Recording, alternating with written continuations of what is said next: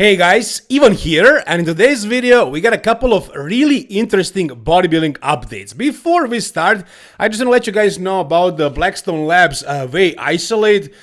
We have so many great flavors. For example, this one, cinnamon cereal. This one is amazing, really crazy. So you can get your own isolation. The link is in the caption of this video, and if you use the code IVAN, you get a 15% discount. Anyways, let's start with the video. The first thing we got for today is a crazy physique update by Good Vito. Just look at this madness right here, guys. Look at this insanity. Good Vito is preparing for the Mr. Olympia. He's 6 weeks out, yeah. And we haven't really seen him at the Pittsburgh Pro, and that was the show where we kind of get the idea of where he actually would land at the Mr. Olympia, how good he actually is compared to the top guys. We didn't get to see that because he had a minor injury. He tore his lat partially. It wasn't a big deal. I mean, it wasn't a career-altering injury, but it was bad enough to prevent him from competing at Pittsburgh Pro. So we don't really know where exactly does he stand compared to the top guys, but I'm looking at this front double bicep right here at 6 weeks out of the Mr. Olympia, and if I compare it to the other top guys, to the other top 5, top 6 guys, I mean, I don't know who else has this impressive of a front double bicep. Nick Walker? I don't think so. Maybe Nick has like bigger, I don't know, arms, but that's about it. Nick doesn't have popping lats like this. His waist is not this small. His quads are not this flaring, this popping. So front double bicep, Nick versus Good Vito wins.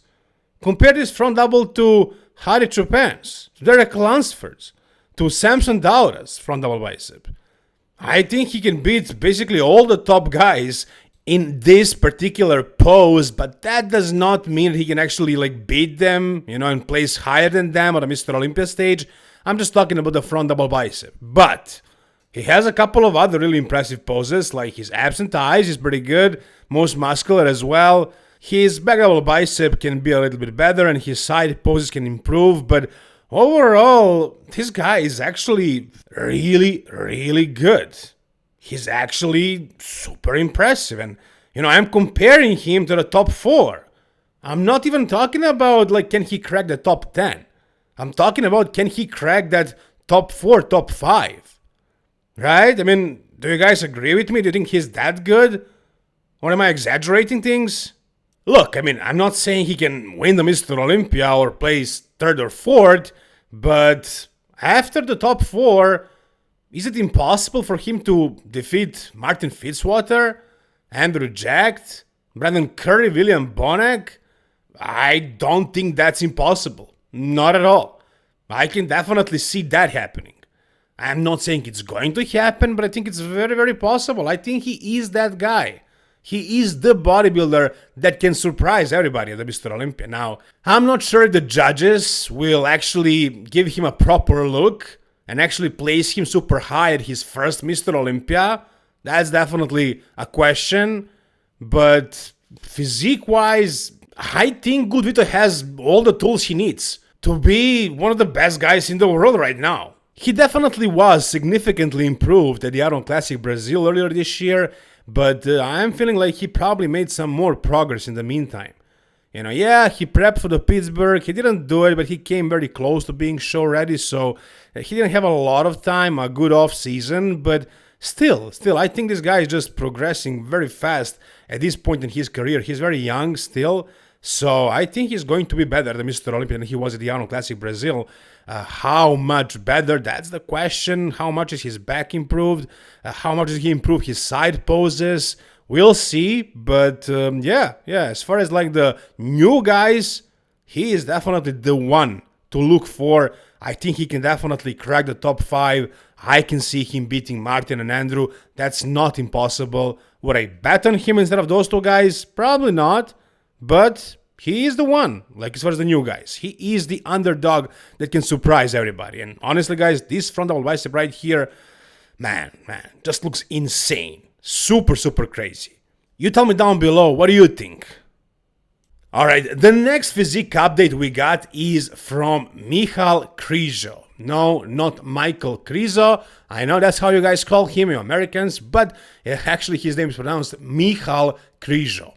Križanek. Anyways, he posted a photo. I'm going to show it to actually a video. I'm going to show it to you in a second, but guys, his caption of this video and the song that I can't play unfortunately here, but you can play it yourself if you go to his IG. It's hilarious. This guy is so funny. Check this out.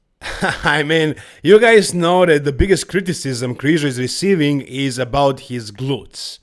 And I know how crazy that sounds, how stupid that sounds, and how wrong that can sound, but really, it is true. Like, his glutes are just a really weak point for him, and yeah, glutes should not be that important of a body part, but when you are lacking a body part so much, and glutes are the biggest muscle in our body, and realistically in bodybuilding, they don't really cover the glutes with the trunks. In classic physique, they cover a little bit more, but still they're also showing it. But in bodybuilding, you're showing your whole glutes, man. That's a part of your muscularity. And if you're lacking glutes, the way Krizo is, I mean, it's gonna be noticed. It's gonna be noticed, it's gonna be criticized, and it's gonna be an issue. And he's complaining about that. He doesn't like that people are talking about his glutes. And yeah, I kind of get it. He's sort of old school, but you know, in his case, you know, being a bodybuilder, being one of the best in the world, he needs to fix all of his gaps. And this is one of them. If I was him, I would really focus on doing some hip thrusts and some deadlifts and, you know, some kickbacks. And I would actually try and grow my glutes as much as possible. Lunges, in my opinion, standing lunges with dumbbells. That's the best exercise for glutes if you ask me. I would do that if I was him, but yeah. He's not doing that. He doesn't care about it, apparently. Here is the video, actually, in which he's actually flexing his glutes, showing us his glute separation. By the way, he's doing the Prague Pro, so he's around, I would say, 8 weeks out. And based on his look right here, I mean, honestly, guys, I already spoke about this before. Krizo is the kind of bodybuilder that doesn't really care too much about making progress, not in the off-season. You know, he takes it easy in the off-season. He doesn't really care too much about what kind of training he's doing, how much he's eating. He's just relaxed in the off-season. And when it comes to prep time, he goes super hard at it. And I honestly don't get it, really. Like, I love bodybuilding because of the progression. Especially the progression that you actually get from the off-season. You know, you work hard on your body in the off-season, and then you prep, and then you see your results. Right? That's the whole point, in my opinion. I mean, that's the point for me, personally. For him, it's not really. You know, it's his job. He's good at his job. He's doing his job. And he doesn't really care too much about, like, whether he's going to win the Mr. Olympia, place top 3, or, I don't know, be top 3 at this show that he's doing, or he's going to win the shows.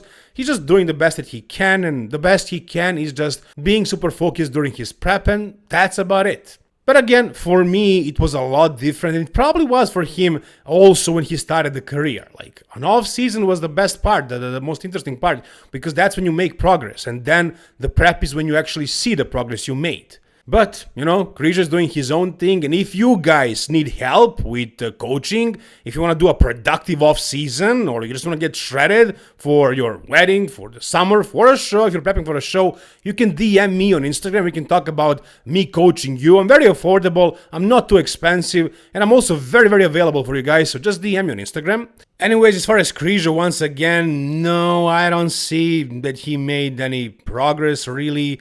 Maybe during the rest of this prep, he's going to make some progress and actually end up looking better, but do I see much bigger glutes or like better back or really improved posing?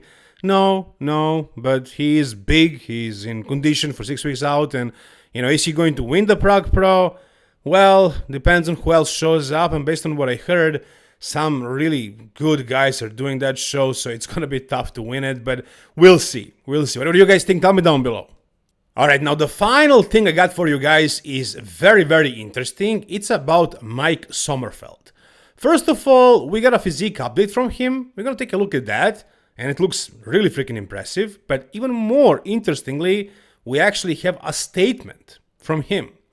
And you guys know that he kind of received a lot of criticism lately that he is not classic, that he should compete in the 212 or in the open, that he doesn't have the classic lines, that that's not what classic physique should be all about. And actually, he kind of responded. And it seems like he's kind of mad a little bit. It seems like he's angry. So before we actually get to that video, that interview, let's actually check his physique out real quick. And man, this is super massive for a classic guy. It's hard for me to imagine this guy is going to make the classic physique weight cap.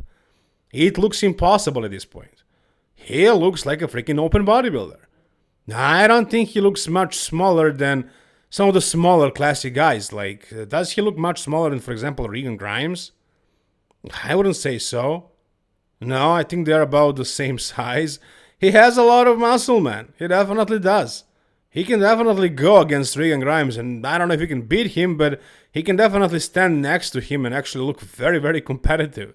And he's actually managing to make the classic physique weight cap. So that's just crazy. That's crazy. I mean, we can agree or disagree on what the classic physique standards should be about, but, you know, when you have a guy like this who has reasonably good aesthetics and a whole bunch of muscle and gets in crazy shape and is making the classic physique weight cap, how are you not supposed to crown him as the best classic physique guy today?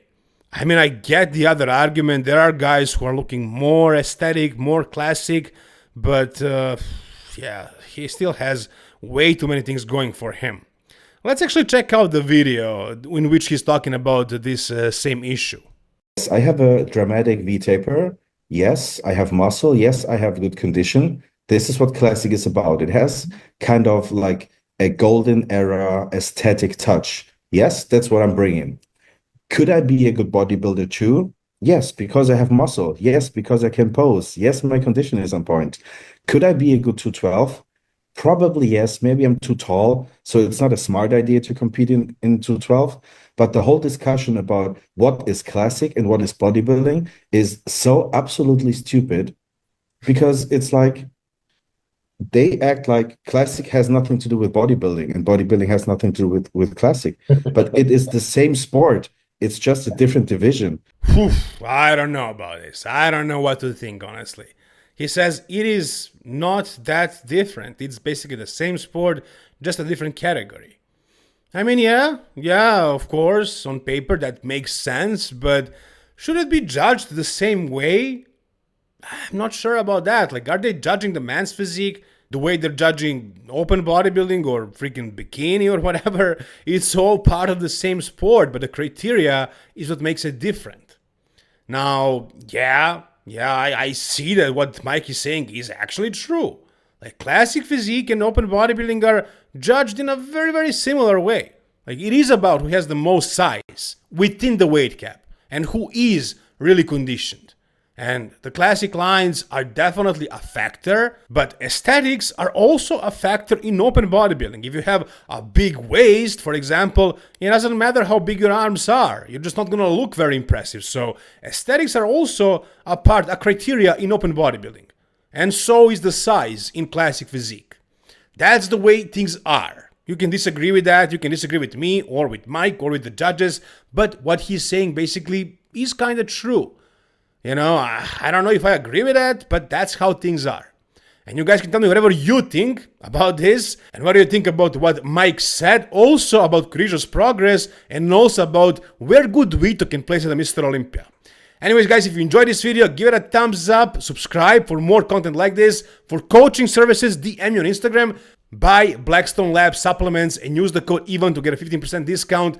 Thank you guys so much for watching. See you soon. All the best and bye-bye.